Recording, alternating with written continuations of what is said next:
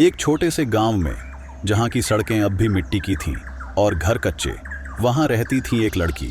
नाम था उसका प्रिया। प्रिया को हमेशा से ही अजीबोगरीब कहानियों और रहस्यों में दिलचस्पी रही थी। उसका गांव, जो कि एक पुराने जंगल के किनारे बसा था, अपने आप में कई रहस्य समेटे हुए था। एक दिन प्रिया ने सुना कि जंगल के बीचों बीच एक पुराना महल है, जिसके बारे में कहा जाता था कि वहां एक चुड़ैल रहती है। गांव के लोग उस महल के पास जाने से भी डरते थे। प्रिया ने ठान ली कि वह इस महल का रहस्य जानकर रहेगी। एक अंधेरी रात को, जब चांद ने भी अपना चेहरा छिपा लिया था, प्रिया ने अपने मिशन पर निकलने का निश्चय किया। वह अपने साथ एक टॉर्च और कुछ खाने की चीजें लेकर चल पड़ी। जैसे ही वह जंगल में दाखिल हुई, अजीब सी आवाजें उसके कानों में पड़ने लगीं, लेकिन प्रिया ने हिम्मत नहीं हारी। घंटों चलने के बाद प्रिया उस महल के दरवाजे पर पहुंची। महल वैसा ही था जैसा लोगों ने बताया था, जीर्ण शीर्ण और डरावना। उसने धीरे से महल का दरवाजा खोला और अंदर दाखिल हुई। महल के अंदर का दृश्य और भी भयानक था। दीवारों पर चित्र विचित्र और डरावने थे।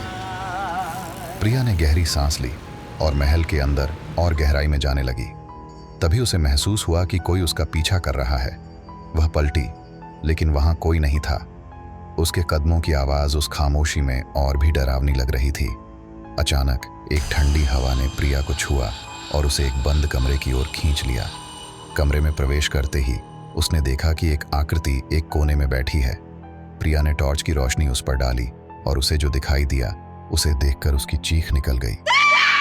वहां एक बूढ़ी औरत बैठी थी, जिसकी आंखें बिल्कुल सफेद थीं और वह प्रिया को घूर रही थी। बूढ़ी औरत ने एक भयानक आवाज में पूछा, तुम यहाँ क्यों आई हो? चले जाओ यहाँ से, वरना अपनी जान से जाओगी। प्रिया ने हिम्मत जुटाई और जवाब दिया, मैं यहाँ हवेली के रहस्य जानने आई हूँ। बूढ़ी औरत हंसी और बोली, तुम्हें यहाँ का रहस्य जानने की क्या जरूरत है? जाओ यहाँ से, नहीं तो।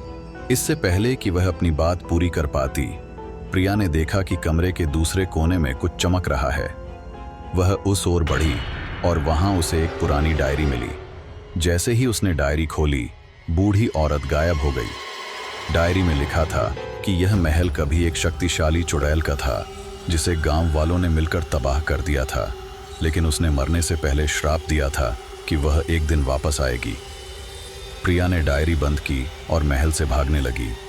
वह जानती थी कि उसने जो रहस्य जाना है, वह उसे किसी को नहीं बताना है। वह जंगल से बाहर निकली और घर की ओर दौड़ पड़ी। उस रात के बाद से प्रिया ने कभी भी उस महल के पास जाने की हिम्मत नहीं की, लेकिन वह जानती थी कि उसने जो रहस्य जाना है, वह हमेशा उसके साथ रहेगा, एक अनसुलझी पहेली की तरह। तो दोस्तों, हमारी आज की कहानी खत्म होती है। इस वीडियो को देखने के लिए धन्यवाद। अगर आपको हमारी कहानी पसंद आई हो तो वीडियो को लाइक करना न भूलें और हमारे चैनल को सब्सक्राइब करें, ताकि आप अगली कहानियों से भी जुड़ सकें।